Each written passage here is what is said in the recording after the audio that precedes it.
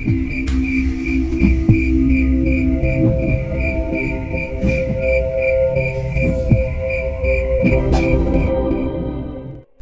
detail, orang tua dari Kusumawati menjelaskan terkait gejala-gejala yang dialami oleh anaknya sebelum kematian itu tiba. Setiap kejanggalan yang terjadi saat itu, JK dan kedua orang tuanya sudah merasakan hal yang aneh. Semenjak Wati sering dibawa ke tempat dari salah seorang perias pengantin suruhan dari kedua orang tua Bagus. Kami yang berarti di sini adalah keluarga dari Kusumawati. Kami sebenarnya sudah menaruh rasa curiga semenjak Wati sering memakan melati di tiap pagi, siang, dan sore. Pasalnya, setiap kali kami menghidangkan makanan, dia selalu menolak dan memaki-maki kami dengan perkataan yang menyakitkan. Terlihat dengan jelas raut wajah keseriusan yang ditampakkan oleh kedua orang tua Wati dan juga JK, adik dari Wati, saat menceritakan kejanggalan-kejanggalan yang menimpa kepada Wati sebelum kematiannya. Mereka menceritakan begitu emosional sampai-sampai air matanya tidak terasa menetes begitu saja karena tidak ada tanggapan dari keluarga Bagus perihal kematian anaknya itu.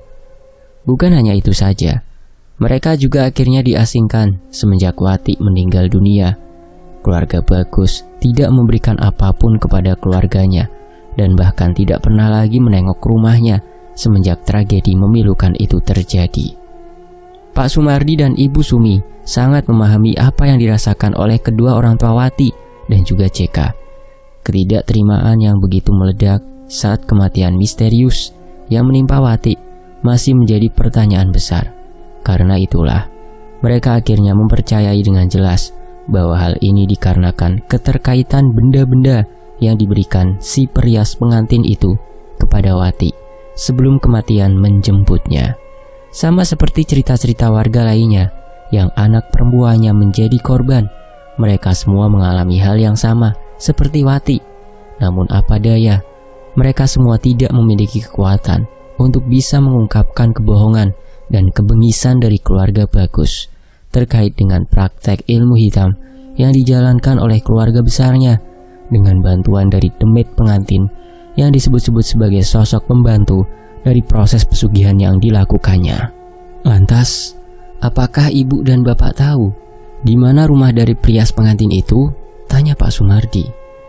Keduanya hanya menggeleng-gelengkan kepalanya. Mereka benar-benar tidak mengetahui atau bahkan diberitahu oleh orang-orang yang pernah menjadi bagian dari korban keluarga Bagus tersebut. Keberadaan dari si perias pengantin itu masih menjadi misteri. Tidak ada satupun orang yang mengetahui keberadaannya kecuali hanya keluarga dari Bagus dan orang-orang yang nantinya akan dijadikan tumbal. Kami tidak mengetahui tempatnya. Kalaupun kami tahu, kami sudah membakar jasadnya menjadi abu karena dosa besar yang diperbuatnya, ucap bapak dari Kusumawati ini. Pak Sumardi dan Ibu Sumi saling menatap satu sama lain. Sepertinya mereka sudah cukup tahu terkait informasi akan kematian misterius yang terjadi pada setiap para pengantin yang meninggal tepat di hari pernikahannya atau berada di antaranya. Nanti jika ada yang mau menikah, bisa tolong hubungi kami dulu tidak? Tanya Bu Sumi. Sebentar lagi bulan nikah, Bu. Pasti ada beberapa dari mereka yang memakai jasa perias pengantin, dukun manten itu, jelas orang tua dari Kusumawati. Memang benar, sebentar lagi akan memasuki bulan nikah, bulan di mana orang-orang akan berebut untuk menggunakan jasa perias pengantin tersebut. Biasanya, orang-orang yang menggunakan jasa perias pengantin yang dimaksud, mereka mendapatkan keuntungan yang lebih besar. Karena itulah, sebagian orang yang memang ingin menjadikan bulan nikah sebagai momentum pernikahannya, mereka tidak terlalu banyak untuk mengeluarkan pengeluaran karena untuk jasa perias pengantin yang dijajakan oleh keluarga Bagus, termasuk jasa pengantin yang paling murah namun memiliki kualitas yang sangat tinggi. Pak Sumardi dan Ibu Sumi akhirnya meminta izin untuk berpamitan. Keduanya juga kembali menyampaikan rasa duka yang begitu dalam terkait 1 tahun kematian dari seorang gadis yang baik hati yang bernama Kusumawati. Pak Sumardi, Ibu Sumi, bolehkah kami meminta tolong? Tanya Jeka, adik dari almarhumah Kusumawati. Silahkan Cah Ganteng. Tolong, jangan ada korban seperti Mbak Wati lagi, Pak, Bu. Tolong bongkar kejahatan dari keluarga Bagus. Kami bukan orang yang bergerak di bidang itu, Cah Ganteng. Kami berdua hanyalah seorang petugas yang biasa memandikan jenazah yang diutus oleh desa. Jika itu, ada orang lain yang mungkin lebih mumpuni dibanding kami. Kalimat itu menjadi penutup. Dari mata Jeka, Ibu Sumi dan Pak Sumardi menemukan sebuah harapan. Harapan akan terungkapnya kematian yang sudah berlangsung selama 1 tahun lamanya. Namun lagi-lagi, sebelum Pak Sumardi dan Ibu Sumi pamit, orang tua dari Kusumawati memberitahu hal penting terkait keberadaan dari si perias pengantin menurut laporan para warga. Tunggu sebentar, Bu, Pak. Pak Sumardi dan Ibu Sumi terhenti sejenak. Mereka berdua menunggu kalimat selanjutnya yang akan diucapkan oleh bapak dari almarhumah Kusumawati ini. Kalau tidak salah, aku pernah mendengar kabar dari warga sekitar jika Bagus akan menikah dengan salah seorang wanita dari desa sebelah, Pak, Bu. Mungkin mereka tahu akan tempat tinggal dari tukang rias pengantin tersebut. Lalu, apa yang harus kami lakukan? Tanya Ibu Sumi kepada bapak dari Kusumawati. Maksud saya, mungkin saja pernikahannya akan dilaksanakan beberapa hari ke depan. Dan yang saya takutkan, wanita tersebut adalah tumbal selanjutnya, Pak, Bu. Mendengar hal tersebut, Ibu Sumi dan Pak Sumardi hanya mengangguk faham. Mereka berdua memang berniat untuk menghentikan hal tersebut. Namun, siapa orang yang mampu menghentikannya? Pak Sumardi dan Ibu Sumi akan melakukannya bersama dengan orang-orang yang mumpuni dalam bidang ini. Sekali lagi saya minta tolong, Pak, Bu. Jangan ada korban yang sama seperti anak saya, pinta dari Bapak Kusumawati. Ibu dan Pak Sumardi pun mengiyakan apa yang dikatakan oleh orang tua Kusumawati. Terlihat dengan jelas keseriusan dari orang tua Kusumawati, sampai-sampai air matanya berjatuhan tatkala mendengar kalimat itu, seperti memberikan sebuah arti tersirat bahwa luka mereka belum juga kering dimakan waktu. Mereka semua berharap jika kematian dari Kusumawati dapat terungkap dan si pelaku bisa mendapatkan balasan yang setimpal dengan apa yang diperbuatnya. Matahari mulai tenggelam. Suasana mendadak menjadi gelap. Orang-orang di desa Terjo Kromo segera memasuki rumahnya masing-masing. Selama seharian penuh, mereka berada di luaran rumah. Akhirnya mereka beristirahat untuk berkumpul bersama dengan keluarganya masing-masing. Besok kita harus ke desa sebelah. Bapak yakin mau ke sana? Jika pelakunya tidak ditemukan, lantas siapa yang akan menghentikannya?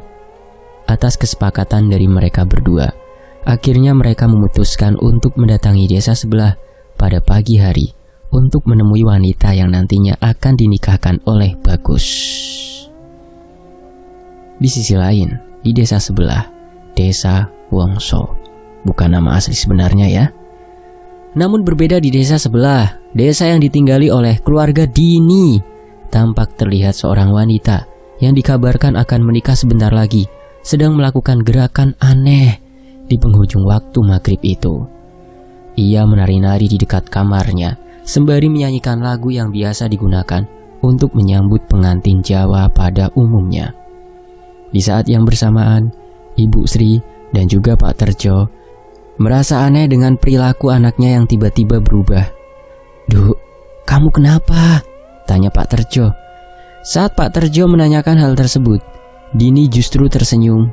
Lalu tidak lama kemudian, dia menundukkan setengah badannya sembari mengatakan, "Aku ini sedang mengalami kebahagiaan.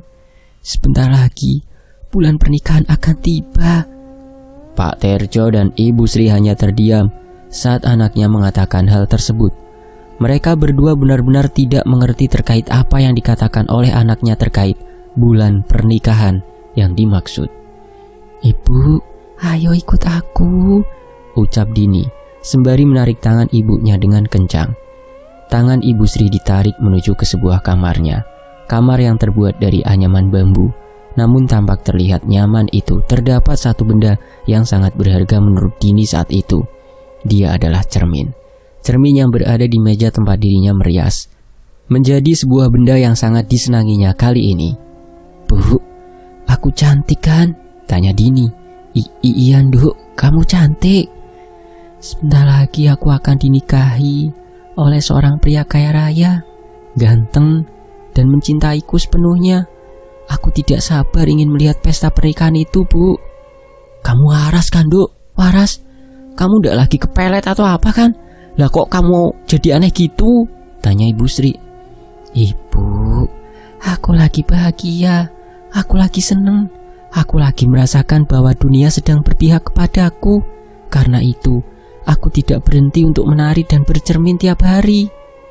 Ibu Sri yang melihat perubahan perilaku dari Dini hanya bisa bertanya-tanya dalam hatinya. Entah karena itu adalah sebuah kebahagiaan yang baru saja diungkapkan oleh anaknya, atau ada hal lain yang menjerumuskan anaknya menjadi seperti itu. "Sudah Nduk, bentar lagi maghrib. Ndak baik bercermin kalau maghrib tiba. Ayo kita sholat bareng-bareng." Dini tidak mengindahkan perkataan ibunya. Ia tetap bercermin dan tersenyum dengan sendirinya, sembari memuji-muji kecantikan wajahnya yang tidak tertandingi oleh wanita-wanita lain di desanya. Setelah memerintahkan anaknya, Ibu Sri keluar dari kamar dan langsung mengambil air wudhu di kamar mandi. Namun, entah mengapa, Ibu Sri merasa ada yang tidak beres dengan perilaku anaknya yang baru-baru ini terjadi. Tidak seperti biasanya, Dini tidak pernah melakukan hal tersebut. Ia bahkan selalu menuruti apa yang menjadi kemauannya, terlebih lagi jika melakukan sholat berjamaah. Wajar saja jika ingin dirinya akan lepas lajang. Banyak sekali hal-hal menarik yang akan didapatkan tatkala seorang wanita jika ingin menikah. Ibu Sri mencoba untuk menyambut semua perilaku anaknya dengan berpikiran baik dan positif. Tibanya di kamar mandi, Ibu Sri segera berwudu. Di hadapannya sudah berdiri sebuah kendi berukuran besar yang sengaja diletakkan di dekat bak mandi dengan tingginya dibantu oleh sebuah dudukan yang sudah dibuat sebelumnya menyerupai kursi. Setiap kali dirinya sedang menengadahkan kedua tangannya untuk mengambil air yang keluar dari kendi, Ibu Sri selalu mendapati bunga melati di dalamnya. "Loh, kok ada melatinya?" Ibu Sri kemudian membuang air tersebut dan kembali menengadahkan tangannya ke arah mulut kendi untuk mengambil air yang kedua kalinya. Namun tetap saja, tiap kali air itu keluar dari dalam kendi, air itu membawa bunga melati. Sampai-sampai di lantai kamar mandinya sudah penuh dengan bunga melati yang entah dari mana asalnya. Ini melati dari mana? Karena penasaran, Ibu Sri pun memeriksa bagian dalam kendi. Ia hanya ingin tahu siapa yang meletakkan bunga melati di dalam kendi tersebut. Awalnya Ibu Sri meletakkan tangan kanannya ke dalam kendi, akan tetapi tangannya malah mendapati benda aneh yang berada di dalamnya. Ia seperti memegang sebuah benda yang halus dengan ukuran panjang seperti rambut. Apa ini? Ibu Sri pun mengangkat tangannya, dan benar saja ada beberapa helai rambut yang sudah menempel ke jari jemarinya. Rasa penasaran Ibu Sri semakin membesar. Untuk kedua kalinya, Ibu Sri kembali memasukkan tangan kanannya ke dalam kendi yang berukuran besar itu. Saat tangan kanannya kembali meraba ke bagian sisi yang lain, Ibu Sri mendapati benda aneh yang berada di dalamnya. Ia merasa seperti sedang memegangi sebuah wajah lengkap dengan bagian mulut, mata, hidung, dan telinganya. Saat dimana dirinya memegangi bagian mulut, ia benar-benar meyakini jika mulut yang ia pegang dalam keadaan menganga, dalam keadaan terbuka lebar. Hawa merinding langsung menyerang ke seluruh bagian tubuh Ibu Sri. Ia tampak tak percaya jika di dalam kendinya terdapat kepala manusia. Karena dia tidak percaya, Ibu Sri kembali mengangkat tangannya kembali. Ia sejenak menghela nafas sembari memperhatikan sekitaran kamar mandi. Dirasa sudah siap, Ibu Sri pun kembali memasukkan tangannya lagi ke dalam kendi dengan kedua kaki yang sudah jinjit untuk memasukkan tangan ke dalamnya. Dan saat tangannya memeriksa ke seluruh bagian kendi, Ibu Sri kembali mendapati hal yang sama.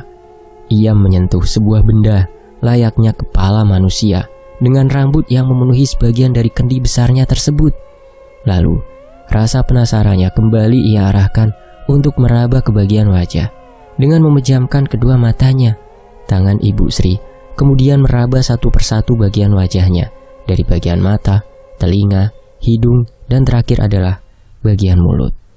Masih dalam kondisi yang sama, mulut yang dipegangnya dalam keadaan menganga. Ia pikir ini hanyalah halusinasinya saja, karena jika memang itu adalah sungguh-sungguh kepala manusia, tentunya bagian mulutnya akan tertutup di saat jari jemarinya menyentuh ke bagian yang sama. Akan tetapi, saat kedua kalinya Ibu Sri menyentuh ke bagian mulut, tiba-tiba kedua tangannya merasakan ada yang berbeda. Di saat dimana dirinya bisa menyentuh bagian lain di mulut tersebut, seperti gigi dan yang lainnya, tiba-tiba bagian mulutnya menutup dengan sendirinya. Ibu Sri pun terkejut.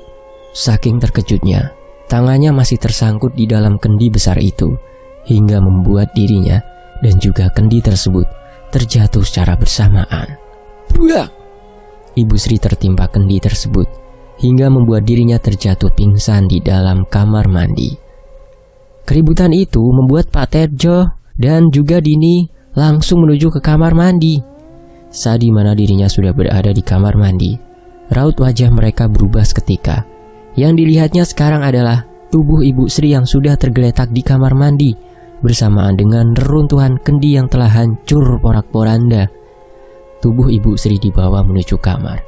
Bagian kepalanya mendapatkan perawatan khusus karena terdapat luka memar. Pak Terjo dan Dini merawat Ibu Sri, berharap Ibu Sri bisa menceritakan apa yang terjadi, sampai-sampai dirinya bisa mengalami tragedi tersebut. 1 jam lamanya mereka menunggu Ibu Sri untuk terbangun. Akhirnya Ibu Sri siuman dan kembali sadar. Dia dapat melihat wajah suami dan anaknya dengan jelas. "Alhamdulillah, Ibu sudah sadar," ucap Pak Terjo kepada istrinya. Ibu Sri pun meminta kepada suaminya untuk membangunkan tubuhnya agar bisa bersandar. Sembari menunggu Ibu Sri tersadarkan sepenuhnya, Dini memberikan teh buatannya yang sudah tidak hangat lagi kepada ibunya. Ibu Sri menerima teh tersebut dan langsung meminumnya, hanya beberapa teguk saja. Ia kemudian memberikan teh tersebut kepada suaminya dan diletakkan kembali ke meja terdekat. Tangan kanan Ibu Sri langsung meraba-raba bagian kepalanya. Ia baru ingat jika maghrib tadi, dirinya baru saja tertimpa sebuah kendi besar yang berada di kamar mandi. Karena itulah, ia merasa sedikit pening di bagian kepalanya. "Bu, Ibu ndak apa-apa kan? Masih sakit gak?" tanya Dini kepada ibunya. "Alhamdulillah, Ibu baik-baik saja, Nduk. Tapi Ibu masih takut." "Takut apa, Bu?" "Ibu merasa di rumah ini ada yang ndak beres." Pak Terjo dan Dini hanya terdiam saat Ibu Sri mengatakan hal tersebut. Mereka berdua justru kebingungan dengan asumsi yang tercipta dari Ibu Sri setelah dirinya tertimpa kendi di kamar mandi. "Memangnya tadi pas Ibu di kamar mandi, apa yang terjadi?" tanya Pak Terjo. Pertanyaan itu tidak dijawabnya. Ibu Sri lebih memilih untuk membungkam dan tidak ingin mengatakan kepada suaminya. Ia hanya takut jika apa yang terjadi kepada dirinya hanyalah perasaan pribadinya saja. Hanya saja, dirinya menjadi trauma. Dia mengalami trauma berat dengan bebauan melati yang ada di rumahnya. Pasalnya, tiap kali dirinya mencium bebauan melati, Ibu Sri akan mendapati hal-hal aneh yang berada di luar kendali dirinya dan di luar kebiasaan yang pernah dirasakannya selama bertahun-tahun berada di rumah. Sementara itu, waktu terus berjalan. 5 hari sebelum pesta pernikahan Dini dan Bagus, mentari kembali bersinar. Seperti biasa, Pak Terjo kembali menjalani kegiatan sehari-harinya sebagai petani. Kali ini Pak Terjo hanya ditemani oleh Dini, sedangkan Ibu Sri, dia memilih untuk berada di rumah sendirian semenjak kejadian dirinya tertimpa kendi besar yang ada di kamar mandi. "Bu, Ibu di rumah saja ndak apa-apa ya?" ucap Pak Terjo kepada Ibu Sri. "Iya Pak, Ibu istirahat di rumah saja. Nanti Bapak dan Dini akan pulang cepat, Bu." Ibu Sri hanya mengangguk. Semenjak kejadian mengerikan yang menimpa dirinya, Ibu Sri lebih banyak untuk berada di dalam kamar. Sebelum pergi menuju sawah, Dini selalu ingat untuk selalu melakukan lelakon yang diamanatkan oleh Bi Imah kepadanya. Dini harus memakan bunga melati dan menyisiri rambutnya dengan menggunakan sisir khusus. Kebetulan saat itu pintu kamar sengaja ia buka dengan lebar. Tujuannya agar Pak Terjo memanggilnya. Dini langsung keluar dari kamar tanpa harus membuka pintu terlebih dahulu. Namun, tatkala Dini sedang menyisiri rambutnya sembari bercermin, tiba-tiba dari cerminnya dia melihat seorang wanita mengenakan pakaian ala pengantin berjalan melewati kamarnya. Sontak saja, Dini segera membalikan badan dan langsung meletakkan sisir tersebut ke meja riasnya. Ia perlahan berjalan keluar dari kamarnya. Di luar kamarnya, Dini sudah mendapati Pak Terjo yang sudah duduk di ruang tamu. Karena penasaran, Dini pun bertanya kepada bapaknya, "Pak, tadi ada yang lewatin kamar aku ya, Pak?" "Wah, nggak ada kok. Bapak dari tadi nungguin kamu di sini, nggak ada yang lewat kok. Lawang ibumu juga ada di kamar." Dini hanya terdiam. Ia kembali menengok ke arah belakang, yang mana tepatnya berada di sekitaran kamar mandi. Bulu kuduk Dini merinding seketika. Dia merasa ada yang aneh di dalam rumahnya. Entah karena perasaan dirinya saja, atau memang ada hal lain. Karena Pak Terjo sudah menunggunya, Dini pun langsung bersiap-siap dan merapihkan semua peralatan yang diberikan oleh Bi Imah. Selama Pak Terjo dan Dini berada di sawah, Ibu Sri berada di rumah seorang diri. Dia tidak berani untuk keluar dari kamarnya semenjak kejadian tersebut. Terlebih lagi, beberapa kejanggalan aneh yang dirasakannya benar-benar terasa begitu pekat. Dan benar saja, dari luaran kamar, Ibu Sri mendengar suara wanita sedang bernyanyi menggunakan bahasa Jawa. Tubuh Ibu Sri bergetar saat mendengar suara nyanyian itu. Dia menyadari bahwa di rumahnya hanya seorang diri. Pak Terjo dan Dini sedang berada di sawah. Lantas siapa wanita yang sedang bernyanyi di rumahnya tersebut? Untuk memecahkan rasa penasarannya, Ibu Sri pun memberanikan diri untuk keluar dari kamar. Dengan jalan yang sedikit tertatih-tatih, Ibu Sri terus melangkah ke arah sumber suara dari nyanyian seorang wanita yang begitu jelas didengarnya. Namun, saat dia melewati kamar Dini, ia mendengar suara wanita sedang menyanyikan sebuah kidung. Ibu Sri yakin jika sumber dari suara tersebut berasal dari kamar anaknya. Dengan perlahan, Ibu Sri membuka pintu kamar Dini dengan tujuan untuk mengintip siapa wanita yang sedang menanyakan kidung tersebut. Setelah Ibu Sri membuka sedikit pintunya, melihat ada orang lain yang tengah berada di belakang kamar Dini. Seorang wanita dengan pakaian layaknya pengantin sedang merias wajah dan menyisir rambutnya. Setelah itu, dia memakan bunga melati yang sudah ia sediakan di atas meja rias milik Dini. Wanita itu memakan satu persatu bunga melati sembari menyanyikan sebuah kidung Jawa. Perasaan Ibu Sri semakin tidak enak. Ia hanya mengintip dari balik pintu. Ia tidak berani untuk menyapa atau masuk ke dalam kamar tersebut. Ada satu kejanggalan yang membuat Ibu Sri yakin jika wanita yang ia lihat itu bukanlah manusia. Saat wanita itu sedang bercermin, Ibu Sri melihat dengan mata kepalanya sendiri jika bayangan wanita yang ada di cermin itu tidak terlihat. Ibu Sri pun perlahan untuk menutup pintunya dan berniat untuk kembali ke dalam kamarnya. Namun saat dirinya hendak menutup pintu, tiba-tiba wanita pengantin itu mengucapkan sesuatu. "Nggak mau masuk dulu, Bu." Jantung Ibu Sri langsung berdegup dengan kencang. Dari tangan hingga kaki, semuanya langsung gemetaran hingga membuat tubuhnya sulit untuk digerakkan. Ibu Sri menundukkan wajahnya ke bawah. Keringat dingin mulai berjatuhan. Ia kembali menguatkan tangannya untuk menutup pintu. Akan tetapi saat pintu ingin ditutup, tiba-tiba ada sesuatu yang menahan pintu tersebut untuk ditutup. Ibu Sri pun mulai merasakan hawa merinding yang begitu jelas. Dia merasa jika wanita pengantin itu sudah berada di dekatnya. Dan benar saja, saat Ibu Sri mendongakkan wajahnya ke atas, ia terkejut saat sosok wanita pengantin dengan wajah yang benar-benar pucat dan kedua matanya yang menghitam sedang menatapnya sambil menahan pintu. Lalu, tidak lama kemudian, wanita pengantin tersebut mengucapkan sesuatu. "Nggak mau masuk dulu toh, Bu?" Setan! Ibu Sri segera melepaskan pintu tersebut dan berlari ke arah depan rumah. Sementara wanita pengantin tersebut, dia tertawa terbahak-bahak mendengar teriakan yang penuh ketakutan dari Ibu Sri. Selanjutnya, Ibu Sri menuju ke sawah seperti orang kesetanan. Ia terus berlari hingga menabrak orang-orang yang ada di sekitarnya. Saat Ibu Sri terjatuh, dirinya mendapati seorang wanita dan seorang pria beserta dengan anaknya yang semuanya mengenakan pakaian sangat rapi. "Maaf Pak, maaf Bu, maafkan saya," ucap Ibu Sri sebelum mengetahui siapa orang-orang yang ia tabrak. Seorang wanita yang ditabrak oleh Ibu Sri pun langsung menundukkan badannya sembari memegangi kedua tangan Ibu Sri. Apakah dia sudah datang? Ibu Sri yang mendengar suara itu langsung terdiam. Suaranya benar-benar sangat dikenali olehnya dan tampak familiar. Saat di mana dirinya mendongakkan kepalanya ke atas, Ibu Sri terkejut bahwa yang ada di hadapannya sekarang adalah calon mertua dari Dini, Bunda Melati. Bunda Melati? Apakah dia sudah datang? Siapa yang Bunda maksud? Bunda Melati tersenyum mendengar kepolosan yang tampak jelas dari wajah Ibu Sri. Dan memang demikian, Ibu Sri tidak mengetahui siapa yang dia maksud.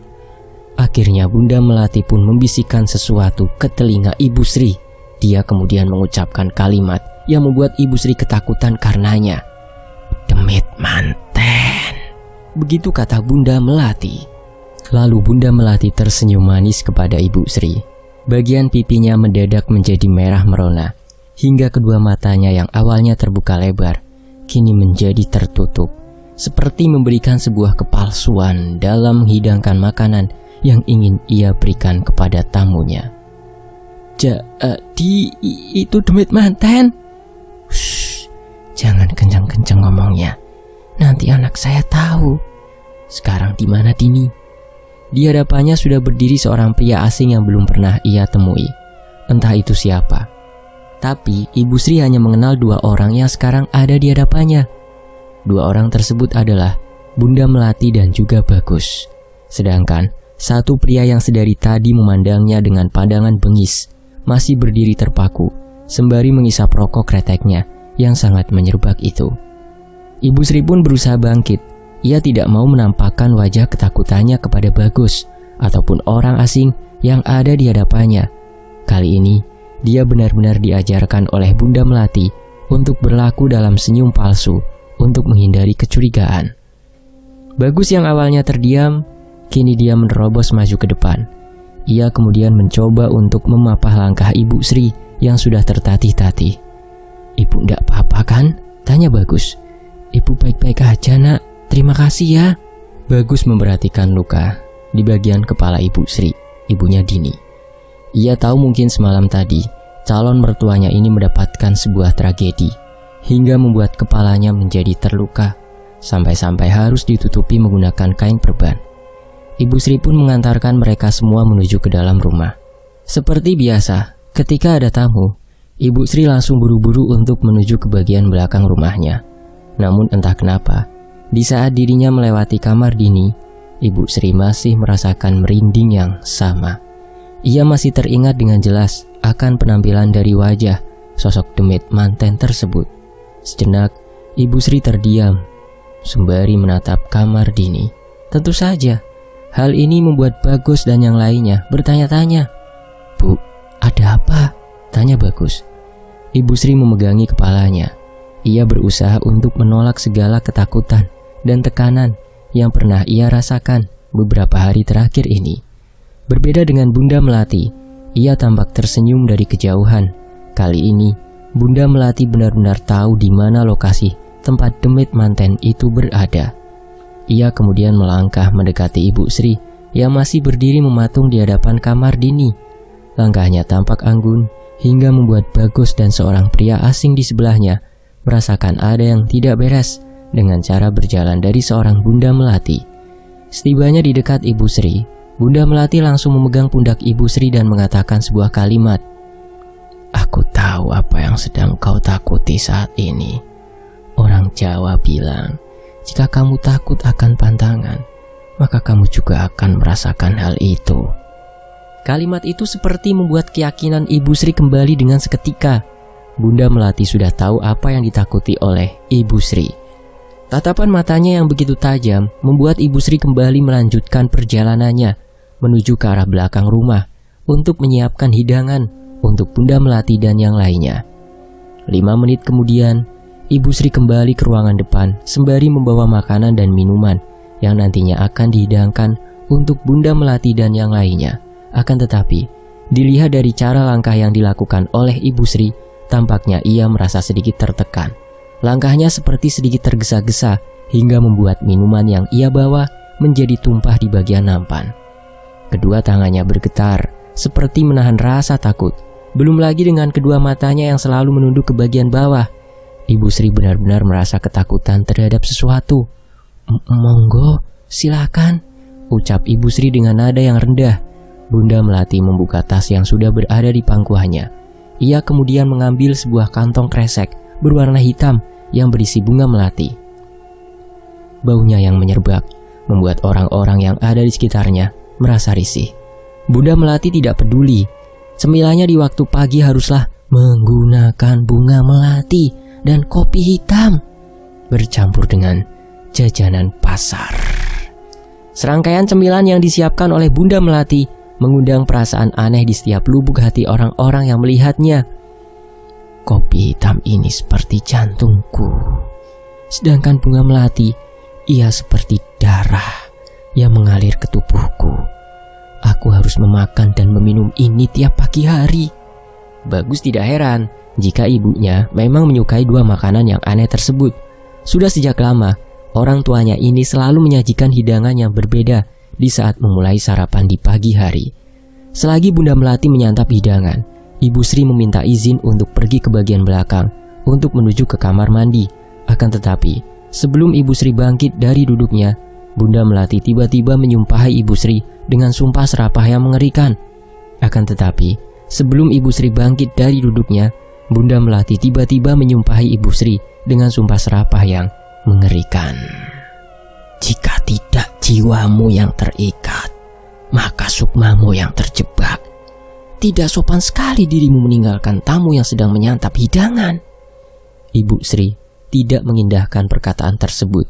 Ia tetap meninggalkan Bunda Melati dan melangkahkan kakinya menuju belakang rumah. Dirinya memang tidak ada urusan yang penting dengan Bunda Melati, namun berbeda dengan Bagus. Bagus justru meminta kepada ibunya untuk menarik kembali sumpah serapah yang baru saja ia ucapkan kepada calon mertuanya itu. "Bunda, aku minta untuk tarik sumpah serapah itu. Ibu Sri kelak akan menjadi mertuaku," jelas Bagus. "Kamu salah, anakku." Bunda Melati kembali menelan kembang melati, lalu menyeruput kopi hitam kesukaannya sembari menatap kamar Dini. Ia sudah tahu letak keberadaan demit manten yang sudah tiba di rumah Ibu Sri itu. Dia tidak akan lama lagi hidup, nak. Untuk apa dirinya dipertahankan seperti itu? Saat dimana Bunda Melati masih memperhatikan kamar Dini, tiba-tiba pandangan Bagus menuju ke arah yang sama. Dia merasa ada yang aneh dengan kamar calon istrinya tersebut, dan benar saja, tidak berselang lama, pintu kamar Dini terbuka dengan sendirinya. Hawa merinding langsung terasa kuat di tubuh Bagus saat itu. Lalu, dari dalam kamar tersebut terdengar suara geberincing gelang dari tangan pengantin yang dibunyikan dengan sengaja. "Bunda, jangan bilang kalau ini adalah..." "Kita tidak akan memiliki ikatan darah kepada siapapun, nak. Terlebih lagi kepada orang-orang yang berada di bawah kita, nak. Warga desa di sini dan sekitarnya selamanya akan menjadi tumbal." Ketakutan Bagus semakin membesar tatkala suara geberincing itu sudah dekat dengan keberadaan pintu kamar. Dia yakin sebentar lagi akan keluar sosok yang ia ketahui sebelumnya. Sosok yang pernah merasuki dua wanita yang merupakan istri dari Bagus sebelumnya. Dua wanita tersebut bernama Rahayu dan Kusumawati. "Rahayu," ucap Bagus. Dari kamar Dini terlihat dengan jelas jari jemari dengan kuku-kukunya yang panjang dan runcing keluar dari bagian daun pintu, disambut dengan suara gemericik gelang. Akhirnya, sosok demit pengantin keluar dengan menampakkan wajah yang penuh dengan dendam dan kebengisan. Senyuman yang menindas keberadaan Bagus membuat dirinya teringat kembali akan korban pertama dari praktek yang dilakukan oleh ibunya sendiri. Dia adalah Rahayu. Sosok itu menggerak-gerakkan kepalanya ke kanan dan ke kiri sembari tersenyum ke arah Bagus. Sepertinya Bagus adalah salah seorang yang sangat dikenali oleh sosok demit tersebut. "Kau tambah cantik, Rahayu," ucap Bunda Melati kepada sosok wanita yang mengenakan pakaian pengantin yang sedang berdiri menatap mereka bertiga di depan pintu. "Bu," ucap Bagus dengan ekspresi penuh ketakutan. Dia tidak percaya selama ini sosok dari Rahayulah yang sering meneror dan menjadi alat serta wadah bagi demit manten. Semuanya dikendalikan penuh oleh Bunda Melati. Sosok demit manten tersebut bergerak ke arah belakang. Sepertinya ada sesuatu yang ingin dia lakukan atas perintah tuanya, yaitu Bunda Melati. Berbeda dengan Bagus, dia justru bergerak maju dengan tujuan untuk menghalangi kehendak dari demit manten yang ingin mencelakai Ibu Sri. Namun takdir berkata lain. Bunda Melati melarangnya dengan cara mengancamnya dengan ancaman yang keras. "Sekarang kau boleh memilih. Siapa yang ingin kau selamatkan kali ini?" "Bu, ini sudah kelewatan batas, Bu. Kau pilih Dini atau ibunya." Bagus terdiam. Ia bahkan tidak bisa mengatakan apapun untuk memilih pilihan yang diajukan oleh ibunya. Kejam memang. Dalam kehidupannya, Bagus hanya dituntut untuk memilih. Sedangkan kedua orang tuanya, dengan seenak jidatnya, dia memainkan kehidupan dan kematian seseorang demi ambisi yang diinginkannya, ambisi pribadi. Sementara itu, Pak Sumardi dan Ibu Sumi menuju ke salah satu rumah warga. Dia berkeinginan untuk menanyakan terkait siapa warga yang nantinya akan dinikahkan oleh seorang pria kaya raya dari desa sebelah. Namun, sudah beberapa rumah warga yang ia kunjungi, tidak ada satupun warga yang mengetahui terkait hal tersebut. Dan tiba saatnya, ketika mereka berdua menemui seorang wanita tua yang sedang menyapu halaman rumahnya seorang diri. Wanita tua tersebut tampak cuek tatkala Pak Sumardi dan Ibu Sumi menanyakan terkait keberadaan wanita yang nantinya akan dinikahkan oleh seorang pria kaya raya dari desa Terjokromo. Leher wanita tua tersebut dilapisi dengan kain. Sangat aneh bagi Ibu Sumi dan Pak Sumardi yang melihat pemandangan tidak biasa di salah seorang warga yang ada di desa Wongso ini. Entah mengapa, keanehan di tiap orang-orang memiliki perbedaan yang sangat aneh. "Permisi, Mbah. Kami ingin bertanya terkait seorang wanita yang kelak akan menjadi pengantin di desa ini. Apakah Mbah mengetahuinya?" tanya Bu Sumi. "Siapa namamu, Nak? Dari mana asal kalian berdua? Ada perlu apa kalian datang ke sini?" "Anu, Mbah, nama saya Sumi. Ini suami saya Sumardi. Kami berdua adalah seorang lebih yang mengurus terkait pernikahan dan kematian orang-orang yang ada di desa Terjokromo." "Kalian lebih dari desa sebelah?" "Bener, Mbah." Wanita tua tersebut terdiam.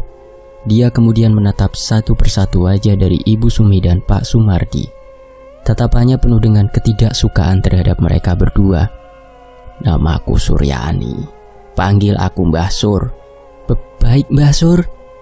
Wajahnya yang semula penuh dengan pertanyaan kini berangsur-angsur menjadi wajah yang penuh dengan intimidasi terhadap lawan pembicaranya. "Sopo sing dadi ngunduh jiwa selanjutnya? Siapa yang menjadi ngunduh jiwa selanjutnya?" tanya wanita tua tersebut. Pak Sumardi dan Ibu Sumi saling menatap. Mereka tidak mengerti maksud dari kalimat wanita tua tersebut. Ngunduh jiwa. Yang mereka tahu dalam istilah pernikahan di sukunya, ngunduh manten adalah sebuah kalimat yang tepat.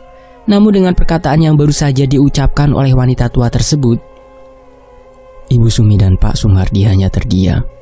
Bahkan mereka berdua kembali menanyakan apa maksud dari ngunduh jiwa yang dimaksud. "Ngunduh jiwa itu apa, Mbah?"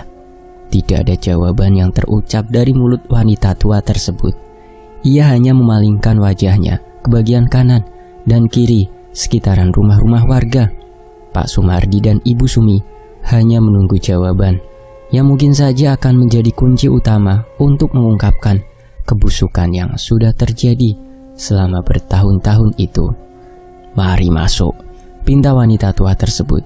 Pak Sumardi dan Ibu Sumi pun mengikuti perintah yang disampaikan wanita tua tersebut. Mereka berdua segera memasuki rumah sederhana yang dindingnya terbuat dari anyaman bambu.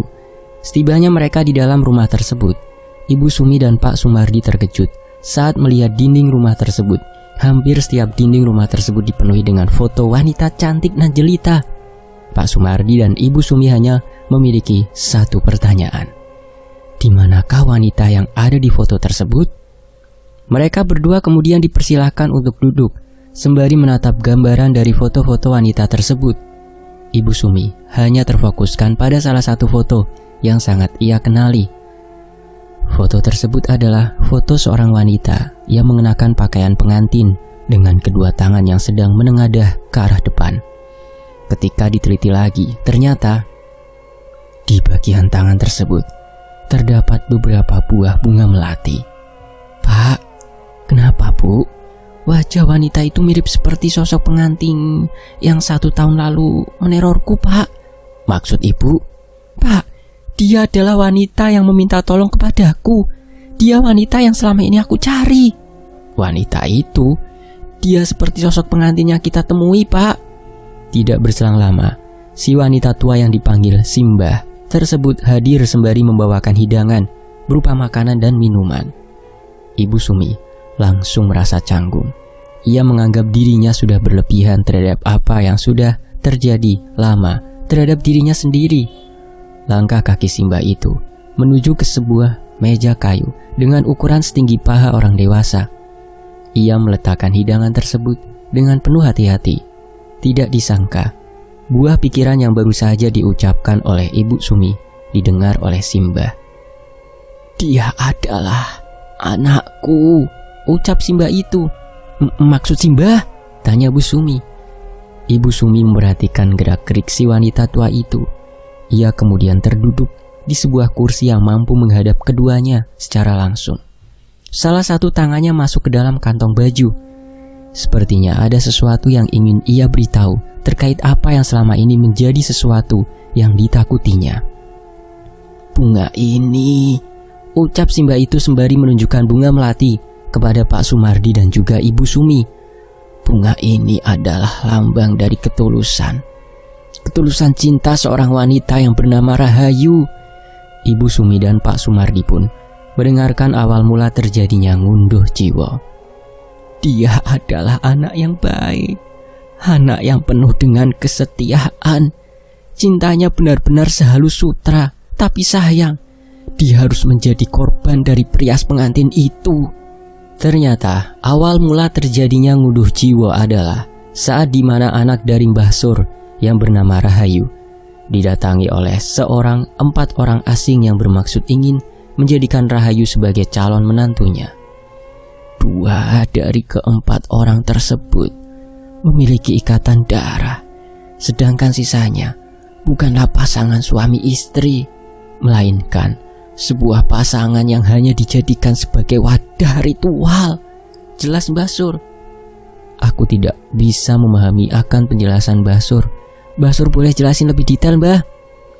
Ya, tepatnya di mana Rahayu akan dipersunting oleh salah seorang pria yang bahkan belum dikenalinya sama sekali. Rumah kami didatangi oleh 4 orang asing. 2 dari mereka mengaku sebagai pasangan, sedangkan sisanya adalah seorang ibu dan juga anak. Ibu Sumi mulai memahami penggambaran yang diberikan oleh Mbah Sur terkait dengan latar belakang terjadinya ngunduh jiwa yang sudah memakan lebih dari 8 korban dalam 1 tahun terakhir. Mereka meminta kepadaku untuk mengikhlaskan Rahayu agar bisa dipersunting oleh seorang pria yang bernama Bagus. Mbah Sur saat itu tidak mengenal siapa mereka semua. Yang mereka tahu, salah satu dari mereka berempat adalah orang yang memiliki nama di desa Terjokromo. Dia adalah Bunda Melati, orang yang dikenal karena kemajuan usahanya yang begitu sangat pesat. Saking pesatnya, dia membuka usaha lain seperti perias pengantin yang nantinya akan menjadi usaha terbesar bagi kehidupannya. Pemaksaan yang dilakukan oleh Bunda Melati yang menginginkan gadis perawan bernama Rahayu ini sempat memperoleh kecaman dari Mbah Sur. Namun tetap saja, keberadaan mereka tidak menguntungkan saat itu. Bunda Melati terus memberikan banyak penawaran terhadap Rahayu dan juga termasuk kepada Mbah Sur. Mereka berdua diberi penawaran dengan nilai yang cukup fantastis, di mana saat nantinya Rahayu akan dinikahkan dengan anaknya Bunda Melati akan menjamin akan mensejahterakan kehidupannya dan juga kehidupan keluarga lainnya. Akan tetapi, tiba saat dimana 7 hari sebelum pernikahan dimulai, Rahayu selalu diperintahkan oleh Bunda Melati untuk mengunjungi rumah seorang perias pengantin yang bernama Bima. Bersambung, dengan cara apa Rahayu menjadi wadal dari keberingasan Bunda Melati untuk junjungannya? Nantikan kelanjutannya hanya di Fakta Sejarah. Demikianlah bagian kedua, Ngunduh Jiwo, sebuah kisah dari Mas Restu Wiratmaja. Saya pamit dulu ya. Terima kasih Mas Wira, terima kasih teman-teman. Wassalamualaikum warahmatullahi wabarakatuh. Alhamdulillah. Sampai jumpa di bagian berikutnya hanya di Fakta Sejarah.